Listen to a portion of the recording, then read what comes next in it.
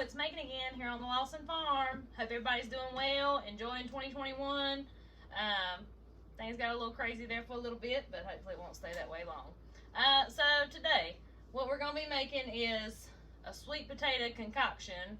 I don't really know what to call it. There's something that I kind of made up due to trying to find a quick way around things, but it's absolutely delicious. So it's kind of like sweet potato dumplings, except you don't roll up the dumplings. But it's not sweet potato casserole either, by no means. So what you're going to need is 2 rolls of the crescents, butter. This is some nice local butter that I get from a local dairy. You're going to need brown sugar, white sugar, and baked sweet potatoes. Now, I'm baking my sweet potatoes in the oven, but you can do them in the oven or in the microwave. I just find that they peel easier when they are baked in the oven. Baking sweet potatoes in the oven is easy. Poke holes in them with a fork. Put your oven on about 400 degrees and let them cook until they're fork tender. Then you're going to let them cool, and we're going to peel them and get started on this. So as soon as these potatoes get done, we'll get going. So my potatoes are done. It took them about 45 minutes to bake in the oven. So now I've got them peeled, and we're going to go ahead and get started with my concoction. If you can think of a name that I could call this, or if it actually is something, I didn't really make it up, tell me what it's called, because I don't know what to call it. Alright, let me move that out of my way. First thing you're going to want to do is open up one of your croissant rolls. I set my oven to 375 because that's what these call for. And I'll be honest with you, these are off-brand croissant rolls, and they're just as good as the name brand, in my opinion anyway. Sometimes they're better. Alright. So this is half of that. We're going to unroll it. Careful not to pull the little croissants apart. Just in one little sheet like this, and we're going to lay it. How do I want to do this? We're going to lay it down in our pan. And I'm just kind of going to pinch those little seams, mash them together. Okay? Then we're going to get our other half. We're going to do the same thing on the other half of the pan, okay? Careful not to pull them apart. If you do pull them apart, you can just pinch them back together. We're going to unroll it. I've been making this for a while now. We planted sweet potatoes this year. We don't usually plant those, but we did plant some this year. I was trying to figure out what to do with them. I love sweet potato dumplings, but they're just so time consuming. And y'all know me. I'm always looking for a quick but delicious way to do something. And I just happened to do this one day, and it's amazing. Alright, so I've got all my seams pinched together. Now this is the white variety of sweet potatoes. That's why they look a little different. These are not orange sweet potatoes. But they're really good. They taste like sweet potatoes. I can't really see much difference in them. Let me grab me a knife. Alright. So I'm going to go ahead and cut these up. Now these have been stored for a while. Well, since the summer. So there are some dry areas on them from the storage, so I'm just trimming those off, because sweet potatoes, they dry out more so than your regular white potatoes. So I'm just cutting it up in little discs about like that, okay, and I'm just laying it down here in this dough. I'm gonna turn it where y'all can see it. I'm sorry, y'all. Anybody have any suggestions about me getting better camera angles, I would take that as well. Because I work with very limited space, but it's all good. I sure appreciate where I'm at. Wouldn't trade it for nothing. Alright. But I'm just going to do this till I fill the bottom of it with my sweet potatoes. Just making sure to trim this dry stuff off. Like I said, that's just from storage, and they just have started getting like that, so they have stored well, very well.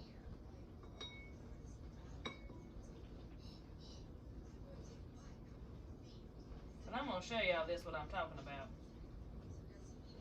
You see this dry layer?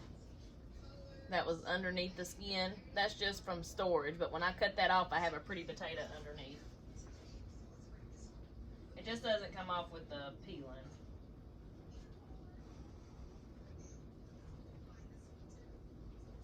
This bigger one is pretty, it's got some bad, you know, places, dry places on it. Alright, let's get that in there. Y'all, this is going to be so good. And we didn't have the best luck with our sweet potatoes this year, so if you have any like tips on growing sweet potatoes, it would be greatly appreciated, because we have thoroughly enjoyed the sweet potatoes, but all of our potatoes, like, we got no big sweet potatoes. And we planted these the same time we planted our spring garden and got them up like late summer. So if you got any sweet potato tips, I'd love to hear them. Alright, so see how I got them lined up in there? Alright, so we're going to do our butter mixture. I have already got about a half a cup of white sugar in my bowl. You want it to be a microwave safe bowl because we're going to have to microwave it. You're going to want about a half a stick of butter. Look at this beautiful dark yellow butter. If you've never had local raw butter, you don't know what you're missing. Delicious, absolutely delicious. It's got much more flavor than your butter from the grocery store, much more. I mean, you don't have to use as much of it. And I'm sure that is much better for you than the stuff you buy at the grocery store. But y'all know how I feel about that stuff anyway, so we ain't gonna get off on that tangent on this video anyway. Alright. But anybody interested in where I get some of my products, feel free to send me a message, leave me a comment. I'd be happy to let you know if you're local here. And there's also websites where you can look up dairies in your area, you know, through the herd share program, and be able to get raw products. So many health benefits of raw milk and just, you know, the unpasteurized stuff. But yeah, just do your research. Alright, so right now I am putting brown sugar in there. I'm doing about a cup. I'd say about a cup of brown sugar. In with that. I'm trying to do better about measuring stuff for y'all, because y'all know how I am. I just look at it. I'm going to sprinkle a little bit of cinnamon in there. We're going to pop this in the microwave. Alright, just got this out of the microwave. See if I can show you. So all my butter's melted. What I'm going to do now is just mix all of that together. Ooh, it smells good. And y'all, I'll be honest with you, this is so good that it could literally like be used for dessert. Like sometimes we eat it for dessert, like we will eat all this tonight, then tomorrow night it'll be our dessert for whatever we have after supper, because it's so good. And it's sweet, but in a good way. Alright, so now what we're going to do is we're going to take our mixture and we're just going to drop it over all the potatoes, and this will spread out more when it cooks.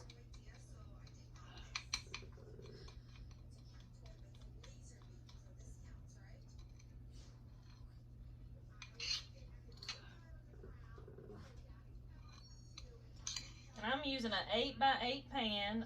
If you want to do bigger, you know, you'll have to do like a whole stick of butter. Just increase the recipe from what I've told you today. But 8x8 seems to do us good here.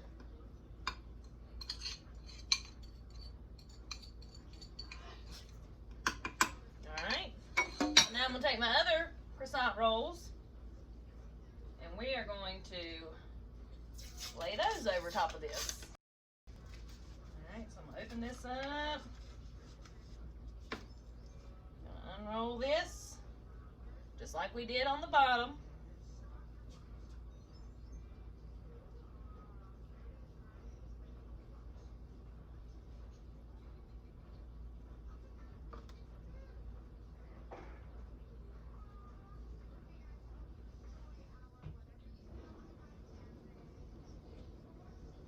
Alright, and actually I'm just going to use half of this where my pan is so small. If I was using 9x13, it would take all of it, but It's not going to take all of it for this small pan.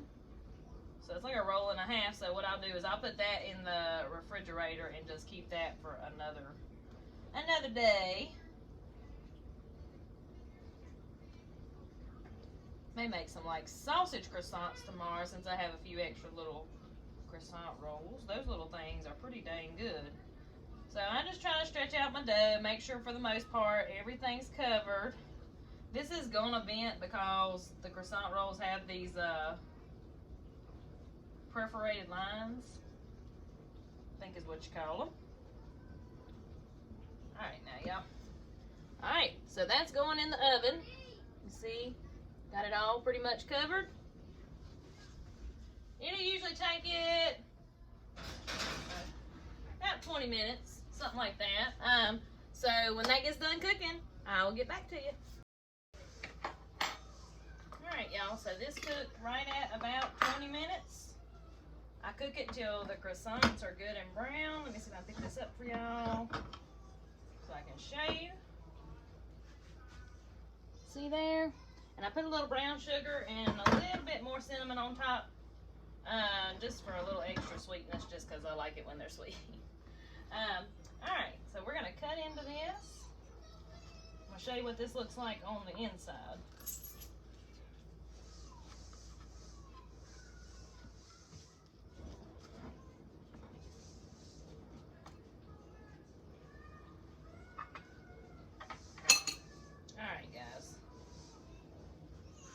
Look at there.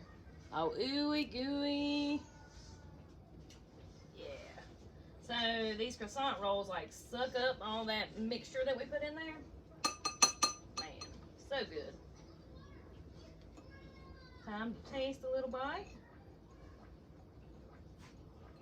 But you can see how that croissant roll on the bottom especially, you can see there how it's not crunchy at all. It's like the ooey gooey yumminess. Oh yeah, it's good. It's still a little hot, but it's good. Yep. So that's my sweet potato concoction. Like I said, I don't have a name for it. If you can think of a name for it, or if it really does have a name, let me know in the comments. It'd be awesome. I appreciate y'all watching and supporting the channel. I love making my videos and getting to know my subscribers. I love reading the comments and everything. So if you don't already, follow me on Facebook, True Grit Southern Cooking and Canning, and on Instagram, TG_Southern Cooking and Canning. And I'll put the links to those in the description as well. Also with the recipe. I can't get my words right. Y'all know how I do sometimes. I'll put the recipe in the description as well. So if you haven't already, please consider subscribing to the channel if you like seeing content like this, and I'll talk to y'all next time.